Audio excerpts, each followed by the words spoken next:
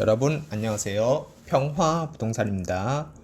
어제에 이어서 오늘도 갱신된 주택임대차 보호법 해설이 되겠고요. 오늘은 이제 4부가 되겠습니다.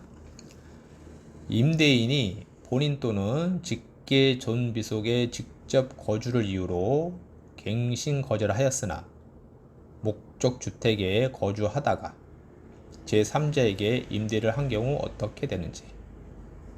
목적주택에 거주를 하다가 제3자에게 임대를 하는 경우입니다. 그러니까 이때에 이제 목적주택에 몇 개월을 거주하다가 이거는 없죠. 그러니까 목적주택에 뭐 1개월을 거주했는지 2개월을 거주했는지 1년을 거주했는지 그거는 안 나와 있고요. 하여튼 거주하다가 제3자에게 임대를 한 경우 어떻게 되는지 이렇게 돼 있죠.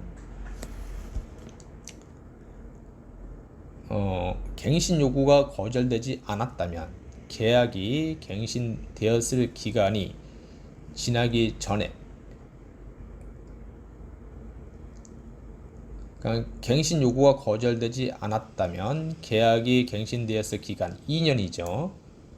2년이 지나기 전에 제3자에게 임대한 경우 원칙적으로 임대인은 종전 임차인이 입은 손해를 배상하여야 합니다. 그러니까 목적주택에 거주하다가 그랬잖아요. 그러니까 2년을 거주를 안 했을 경우입니다. 그러니까 임대인이 임차인을 내보내고 2년을 거주 안 했을 경우. 다만 예외적으로 정당한 사유가 존재하는 경우 손해배상 책임을 면할 수 있을 것입니다. 이렇게 되어 있고요.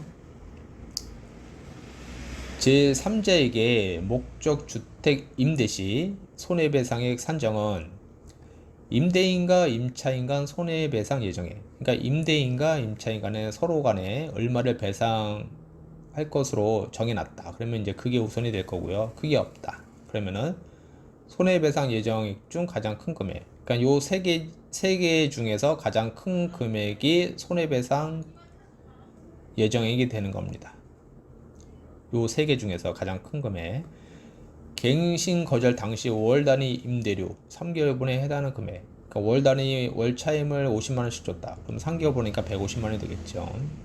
전세금은 전액 월세로 전환. 그러니까 전액 월세로 전환해서 그 법정 전환율 4%를 적용해서 한 금액. 그건 이제 전세다. 그러면 그걸 월세로 전환해서 그 월세가 나올 거 아니에요. 거기에 이제 3개월분.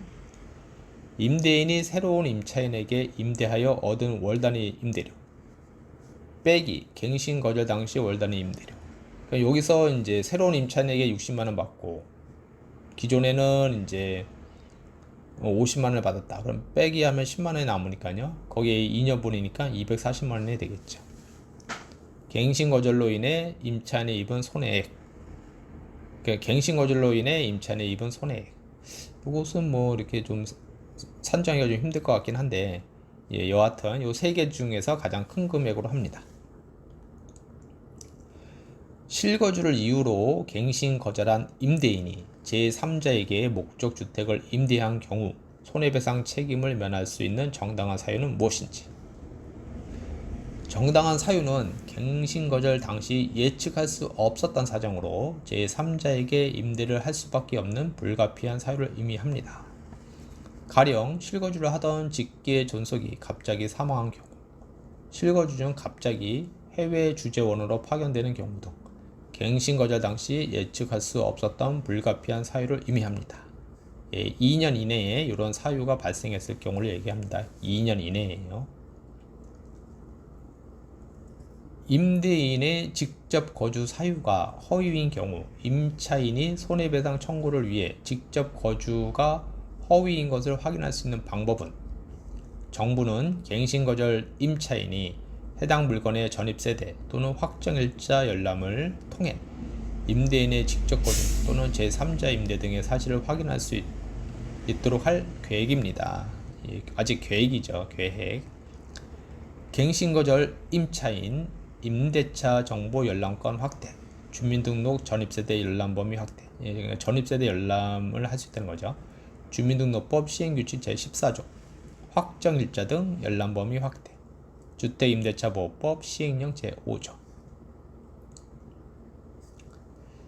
임대인이 실거주를 사유로 갱신거절을 한 후 공실로 비워둔 경우 주택임대차보호법 위반으로 손해배상 책임을 부담하는지. 임대인이 실거주를 사유로 갱신거절을 한 후 주택을 공실로 비워둔 것이 실거주 의사 없이 허위로 갱신거절한 것으로 판단될 경우에는 주택임대차보호법 위반에 따른 민법 제750조 일반 불법 행위 책임을 지게 될 수 있습니다. 그러니까 민법에 따른 일반 불법 행위 책임을 질 수 있다는 거죠. 제3자에게 임대한 것은 아니므로 주택임대차보호법 제6조의 3 제5항의 법정 손해배상 책임의 대상은 아닙니다. 다만 집주인이 입주를 하기 위해 주택 수선이나 인테리어 공사를 하는 경우, 거주하던 직계 존속이 사망한 경우 등으로 불가피하게 일시적으로 공실로 둘 수밖에 없었던 경우 등에는 손해배상의 요건 중 위법성이 인정되지 않아 손해배상 책임을 면할 수 있을 것입니다.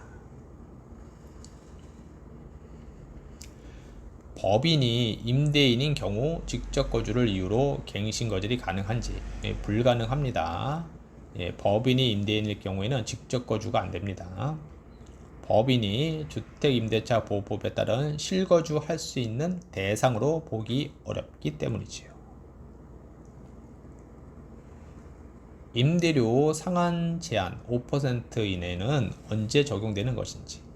임대료 제한은 종속 중인 계약에서 임대료를 증액하거나 계약갱신 요구권을 행사하는 경우에 적용이 됩니다.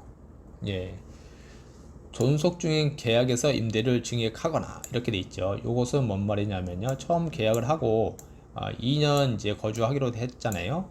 그럼 처음 계약을 하고 나서 1년 뒤에 증액을 할 경우를 얘기하는 겁니다. 이때도 이제 5% 이내고요. 그 다음에 이제 여기 만기 6개월에서 1개월 전 사이 계약갱신 요구권을 행사하는 경우죠.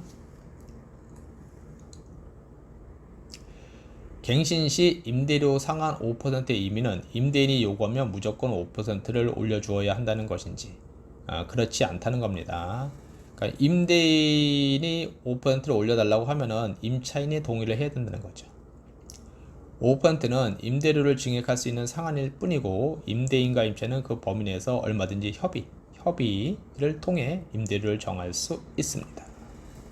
그러니까 일방적으로가 아니고 서로 협의를 해야 된다는 거죠. 협의가 안 됐을 경우에는 어떻게 될까요? 그건 나중에 나옵니다. 그렇다면 임대인은 임차인의 동의가 없으면 계약 갱신 시 임대료 증액을 할 수 없는 것인지. 그러니까 임차인이 동의를 안 할 수도 있잖아요. 그러니까는 증액을 할 수 없는 것인지. 그러니까 그렇지는 않다는 겁니다. 증액을 할 수가 있는데 나중에 여기 분쟁 조정 절차를 거쳐야 된다는 겁니다. 읽어보겠습니다. 계약 갱신 시 차임 증액은 임대인과 임차인이 협의를 통해 기존 차임의 5% 범위 내에서 할 수 있습니다. 협의를 통해서요. 다만 지자체는 지역별 임대차 시장 여건 등을 고려하여 5%의 범위에서 증액 청구의 상한을 조례로 달리 정할 수 있습니다. 그러니까 지자체별로 5% 이내에서 뭐 3%까지만 아니면 뭐 4%까지만 할 수 있다, 이렇게 정할 수가 있다는 거죠. 당사자 간 합의가 이루어지지 않을 경우 임대인은 주택임대차보호법 제7조에 따른 통상적인 차임 증감 청구권 행사와 동일하게 임차주택에 대한 조세, 공과금, 그 밖의 부담 증감이나 경제사정의 변동으로 인하여 적절하지 아니함을 들어 증액 청구를 할 수 있고, 분쟁 조정 절차 등을 통해, 이게 중요하죠. 분쟁 조정 절차, 협의가 안 됐을 경우에는 이 분쟁 조정 절차 등을 통해서 그 요건이 충족된 것으로 인정되는 경우 증액이 될 수 있습니다. 이렇게 돼 있죠. 서로 이제 임대인과 임차인 간에 협의가 안 된다 그러면은 이렇게 분쟁 조정 절차를 거쳐야 되기 때문에 조금 복잡하지요. 네, 오늘은 여기까지 하고요. 내일 오후에서 계속 설명을 드리도록 하겠습니다. 네, 내일 뵙도록 하겠습니다.